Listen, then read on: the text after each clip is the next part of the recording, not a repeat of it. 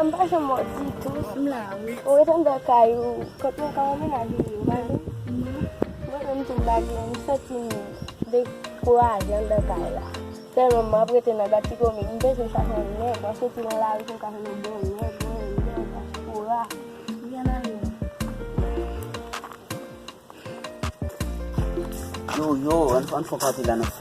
Yo, apa sih ni guys?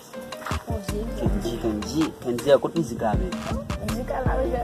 Dia lam kasut. Jangan lah men, ada macam apa dia ni mana? Well, dikapit tu naik film, ada macam macam film. Problem ni kamu telefon ni, kamu sudah lagi ni film apa ni film?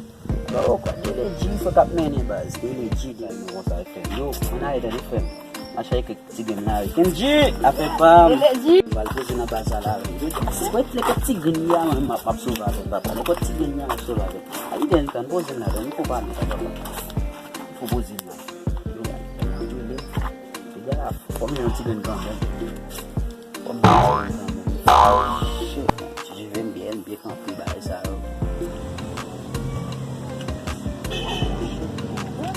Bonsoir. Salut ici mon Dieu.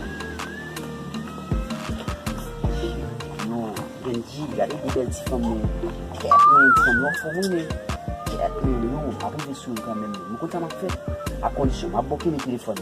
Madame, monsieur, madame, non. Je vais demander à ma belle, t'allez ma part. Vous avez ça vous dit? Tu vas le casser pays. Non, mademoiselle, tu veux manger ça? Quand on parle, nous, quand on parle, s'il te plaît. Quand on parle, comment nous y est? Oh wow, il bon appui. Shit man, tu belle tinana. Faut te wow, na formé là.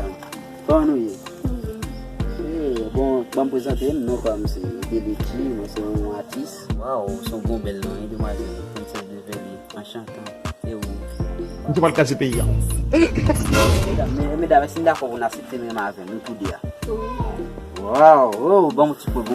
Tu vas le casser pays. Wow, ça m'a vu. Il faut même, il faut d'abord on plimer.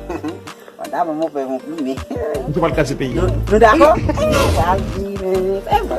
Al plimer deux mesdames ça là. Shit man. Ils sont l'autre bagage, ils sont l'autre bagage. Yo, qui est ça man? Kodem mi. Tu vas le casser pays. Madame après l'eau, madame après l'eau. Ah, pas vrai ti chéri, pas vrai ti chéri. Oh, ti chéri. Tu vas le casser pays. Quel qui fait un bel plimer?